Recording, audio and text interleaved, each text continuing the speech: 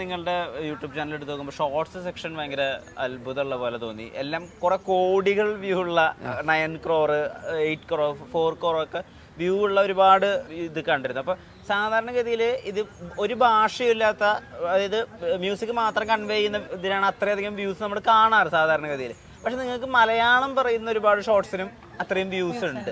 അത് എന്തുകൊണ്ടാണ് അങ്ങനെ ആലോചിച്ചിട്ടുണ്ടോ? കാരണം നമ്മൾ മലയാളം കേരളത്തിലാകെ 3.5 കോടി ആളുകളല്ലേ ഉള്ളൂ. പക്ഷെ അതിന്റെ ഏറ്റവും വലിയ സക്സസ് എന്ന് പറയുന്നത് എന്റെ മോന്റെ വോയിസ് ആണ്. അവന്റെ വോയിസിന് ഭയങ്കര ഫാൻസ് ആണ്. ഇപ്പോഴല്ല, ഞങ്ങള് ചെറുപ്പത്തിലുള്ള ഒരു 3 വയസ്സ് ടിക്ടോക്കുള്ള സമയത്ത് ഞങ്ങൾ ഓൺ വോയിസ് ട്രൈ ചെയ്യാറുണ്ട്. അവനാണ് മെയിൻ കഥാപാത്രമായിട്ട് വരിക. അപ്പൊ അന്ന് തൊട്ട് അവന്റെ വോയിസ് ഭയങ്കര ക്ലിക്കാണ്. ചെവിയിലേക്ക് തുളച്ച് കാണുമ്പോൾ സൗണ്ട് ആണ്. അപ്പൊ ആ വോയിസിനോടുള്ള സ്നേഹമാണ് പിന്നീട് ഞങ്ങളുടെ ഓൺ വോയിസുകൾക്കാണ് അങ്ങനെ ആ ഒരു സപ്പോർട്ട് കൂടുതൽ കിട്ടിയിട്ടുള്ളത്. പാച്ചു 2 വയസ്സ് മുതൽ തന്നെ ഈ ഡയലോഗ് സ്വയം പഠിക്കുകയും സ്വയം പ്രസന്റ് ചെയ്യുകയും മുമ്പ് ഏതായിരുന്നു നമ്മുടെ മ്യൂസിക്കലി മാഷ്, അതൊക്കെ ഞങ്ങൾ സ്റ്റാർട്ട് ചെയ്തത് ഒരുപാട് കാലം മുമ്പുള്ള. അപ്പൊ അതിലേക്ക് അവനെ ഞങ്ങൾ ചെറുപ്പം തൊട്ട് ഇങ്ങനെ ഡയലോഗുകൾ ഇങ്ങനെ വെച്ചു കൊടുക്കും. അപ്പൊ അത് നോക്കിയിരിക്കും. അന്നൊക്കെ നമ്മൾ കട്ട് കൊടുക്കും, ഒരു ഡയലോഗ് പറഞ്ഞ് കട്ട് കൊടുക്കുക, അങ്ങനെ എടുക്കായിരുന്നു. അപ്പൊ ഡയലോഗ് പിടിക്കും പെട്ടെന്ന്. അതായത് ചെവി പറഞ്ഞു കൊടുക്കണോ? അല്ല, ഫോണിൽ വെച്ച് കൊടുക്കും. അത് കണ്ടുപിടിക്കും. ഓൺ വോയിസുകളാണെന്നുണ്ടെങ്കിൽ നമ്മളിങ്ങനെ പറഞ്ഞു കൊടുക്കാം, അവന്റെ രീതിയിൽ പറഞ്ഞു കൊടുക്കുമ്പോ അത് ക്യാച്ച് ചെയ്ത് അതുപോലെ തന്നെ ആള് തിരിച്ചു പറയും. അപ്പൊ നമ്മൾ ആ കറക്റ്റ് ആ മൊമെന്റിൽ വെച്ചിട്ട് നമ്മളൊക്കെ സെറ്റ് ചെയ്ത് വെച്ചിട്ടായിരിക്കും പറഞ്ഞു കൊടുക്കുക. അപ്പൊ ആ മൊമെന്റിൽ നമ്മൾ കട്ട് ചെയ്യും, പിന്നെ ബാക്കിയൊക്കെ നമ്മൾ കട്ട് ചെയ്ത് എഡിറ്റ് ചെയ്തെടുക്കും. പാച്ചു ഇപ്പൊ നമ്മുടെ കൂടെ ഇല്ല, ആള് സ്കൂളിലാണ്. സ്കൂള് 4 വരെയോ? 4:45 വീട്ടിലെത്തുമ്പോ ഫുൾ ബിസിയാണ്.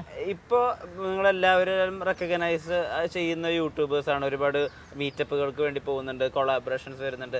ലൈഫ് യൂട്യൂബ് സ്റ്റാർട്ട് ചെയ്തിട്ട് ഇപ്പം ഒരു 1 million ഫാമിലിയിലേക്കൊക്കെ എത്തുന്നു. എന്തൊക്കെ മാറ്റങ്ങൾ ഉണ്ടായിട്ടുണ്ട്? മാറ്റങ്ങൾ ആൾക്കാർ അതാണ് ഏറ്റവും വലിയ സന്തോഷം എന്ന് പറയുമ്പോൾ.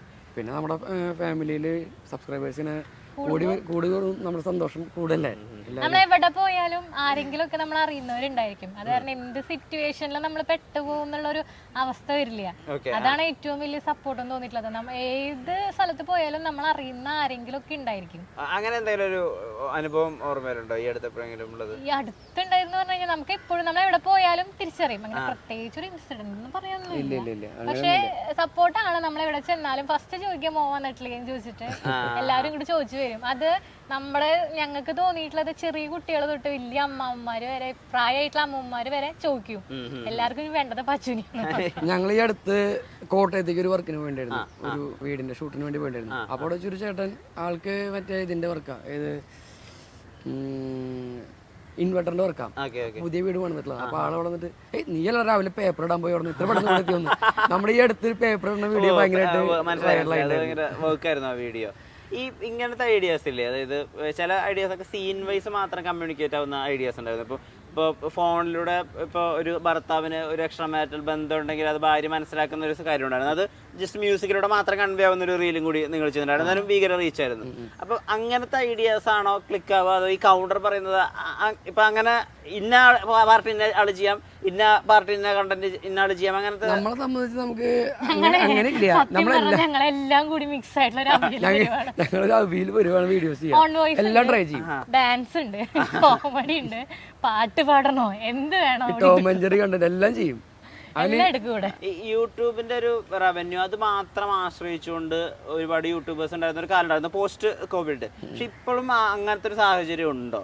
ഇഷ്ടം പോലെ. ഇപ്പൊ സത്യം പറഞ്ഞു കഴിഞ്ഞാൽ യൂട്യൂബ് റവന്യൂ എന്ന് പറയുന്നത് ഇപ്പൊ നമ്മുടെ ജോലി ചോദിച്ചു കഴിഞ്ഞാൽ ഇപ്പൊ കുറച്ച് പേർക്കൊക്കെ മനസ്സിലായി തുടങ്ങി. ഇപ്പൊ ഒരു എന്താണ് ജോലിന്ന് എന്നോട് ചോദിച്ചു കഴിഞ്ഞാൽ ചേട്ടന്റെ ധീരയുടെ ജോലി പറയാം. എന്നോട് ചോദിച്ചു കഴിഞ്ഞാൽ ഞാനൊരു ഇൻഫ്ലുവൻസർ ആണെന്ന് പറഞ്ഞു കഴിഞ്ഞാൽ അത് എന്താന്നുള്ളത് ഇങ്ങോട്ട് ചോദിക്കുന്ന ഒരു കാലം ഉണ്ടായിരുന്നു. പക്ഷെ ഇപ്പൊ കുറെ പേർക്കൊക്കെ എന്റെ ജോലി ഞാനൊരു യൂട്യൂബർ ആണെന്ന് പറഞ്ഞു കഴിഞ്ഞാൽ അത് റെക്കഗ്നൈസ്ഡ് ആവുന്നുണ്ട്. അപ്പൊ അതുകൊണ്ട് തന്നെ ജോലിക്ക് പോകേണ്ട ആവശ്യമില്ല. കുറെ പേർക്ക് ഇപ്പൊ യൂട്യൂബ് എന്നുള്ള ഒരൊറ്റ ഇൻകം കൊണ്ട് തന്നെ മുന്നോട്ട് പോകാനുള്ള സാധ്യതകൾ ഇഷ്ടം പോലെ ഉണ്ട്. പക്ഷെ ഞങ്ങൾക്ക് ആൾക്ക് ജോലി ഉള്ളതുകൊണ്ട് നമ്മൾ അത് കളയേണ്ട ആവശ്യമില്ലല്ലോ. മറ്റു കാര്യം കോൺസ്റ്റന്റ് ആയിട്ടുള്ള നിങ്ങളുടെ ഒരു റീച്ച് ഉണ്ടല്ലോ, അതായത് ഇങ്ങനെ നന്നായിട്ട് ഇത് വളരുന്നുണ്ട്. ഇപ്പൊ ഏകദേശം 11 ലക്ഷത്തിനപ്പുറത്തായല്ലോ ഈ സബ്സ്ക്രൈബേഴ്സ്. 1 million കഴിഞ്ഞു, 1 ലക്ഷം കൂടി കഴിയുന്നു, 1 million 1 ലക്ഷം കഴിയുന്നു. അപ്പൊ ഈ ഗ്രോത്ത് ഉണ്ടാവുക അല്ലെങ്കിൽ ആളുകൾ റെക്കഗ്നൈസ് ചെയ്യുക എന്ന് പറയുന്നതിന് കോൺസ്റ്റന്റ് ആയിട്ട് വീഡിയോസ് ഇടുക, പോസ്റ്റ് ചെയ്യുക എന്നുള്ളത് തന്നെയാണോ അതിന്റെ പ്രധാനപ്പെട്ട ഒരു കാര്യം? നമ്മളെപ്പോഴും ലൈവായിട്ട് നിക്കണം. മറന്നു പോകരുത് നമ്മുടെ മുഖം എന്തെങ്കിലുമൊക്കെ ഇട്ടിട്ട്. ഞങ്ങളിപ്പോ ഞാൻ മലയ്ക്ക് നോയമ്പെടുത്തപ്പോൾ വീഡിയോസ് വളരെ കുറവായിരുന്നു എടുക്കാറുന്നില്ല. മലയ്ക്ക് പോയി വന്നപ്പോൾ സ്വതവേ അങ്ങനെയാണ് മലയ്ക്ക് ഞങ്ങളുടെ സോഷ്യൽ മീഡിയ ലൈഫിലത്തെ ഇന്റർവെൽ ടൈം എന്ന് പറയുന്നതാണ് ആ ഒരു നോയമ്പ്. മണ്ഡലകാലത്ത് ആള് വീഡിയോസ് എടുക്കാൻ വരില്ല. അപ്പൊ ഒരു മനസ്സുകൊണ്ട് ഒരു ഇതില്ല എന്ന് പറഞ്ഞിട്ട് വീഡിയോസ്